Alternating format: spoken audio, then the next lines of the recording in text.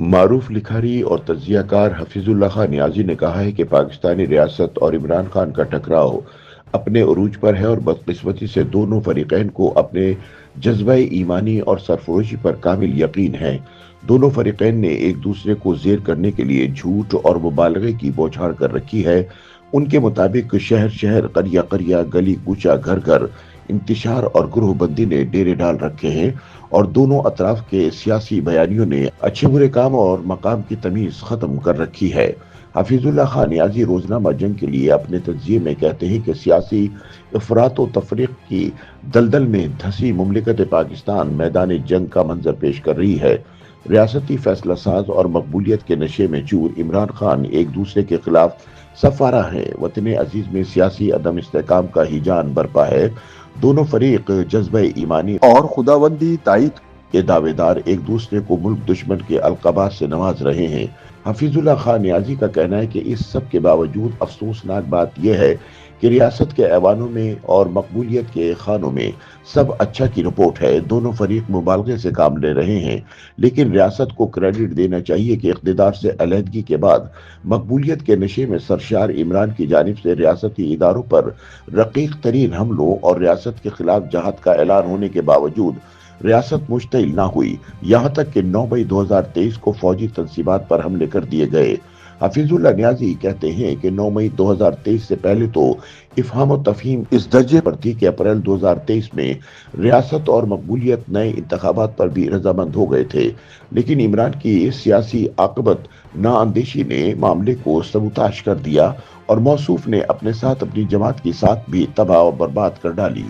تاہم 9 مئی کے اندھوناک واقعے کے بعد بھی اگرچہ ریاست نے افہام و تفہیم کی حوصلہ افزائی کی، نیازی کہتے ہیں کہ اس کے باوجود مقبولیت کے نشے میں چور کپتان اپنی ریاست مخالف روش سے باز نہ آیا۔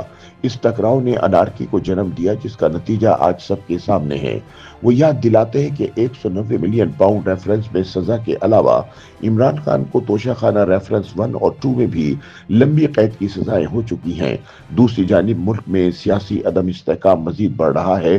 اگر جنرل ایوب خان کا 10 سالہ ترقیاتی دور، جنرل ضیاء الحق کے دور میں وطن عزیز پر ڈالروں کی بارش، جنرل مشرف کے اقتدار میں پوری لوئر مڈل کلاس کا اپر مڈل کلاس میں پہنچنا اور اپر مڈل کلاس کا عمرہ اور روسا میں جانا ہمیں سیاسی استحکام سے عملاً دور لے گیا، تو آج بھی مستحکم سیاسی نظام کے بغیر مملکت کے بارے میں سارے خواب درہم برہم ہیں۔ حفیظ اللہ نیازی کہتے ہیں کہ کاش مقبولیت کے گھوڑے پر سوار عمران خان اپنی توانائی خواب خیالوں اور افراط و تفریق کے بڑھانے میں صرف نہ کرتے اور افہام و تفہیم سے معاملہ فہمی کر پاتے۔ عمران خان کو سمجھنا ہوگا کہ تحریک انصاف کی اسٹیٹ پاور ختم ہو جانے کے بعد ریاست کو ان سے ڈیل کا کوئی فائدہ نہیں۔ اگر خان اپنی ذات منا کر کے کوئی اصولی مفاہمتی فارمولہ آگے بڑھائیں اور ایک عرصے تک خود کو سیاست سے دور رکھ لیں تو وقت خود ایک بڑا مرہم ہے۔ پہلی فرصت میں آدھا کھلا دروازہ پورا کھل جائے گا اور ان کی مقبولیت کا وقت دوبارہ بھی شروع ہو جائے گا۔ دوسری طرف ریاست پر بھی یہ ذمہ داری ہے کہ اپوزیشن کے اصولی مطالبات خصوصاً پارلیمان، آئین اور قانون کی بالادستی کو صدق دل سے نافذ کر دے۔ ایسا ہو جائے تو ایک طرف ریاست کی جیت ہوگی تو دوسری طرف عمران خان کی سیاست بھی بچ جائے گی۔ YouTube پر گوگلی نیوز دیکھنے کے لیے youtube.com کی سرچ بار میں googly news T V type کریں۔ گوگلی نیوز کے پیج پر سرخ رنگ کے سبسکرپشن والے بٹن پر کلک کرنا نہ بھولیے۔ YouTube پیج پر اپلوڈ ہونے والی ویڈیوز سے باخبر رہنے کے لیے بیل آئیکن پر کلک کیجیے۔ آپ کو ہر نئی ویڈیو کے بارے میں نوٹیفیکیشن موصول ہو جائے گا۔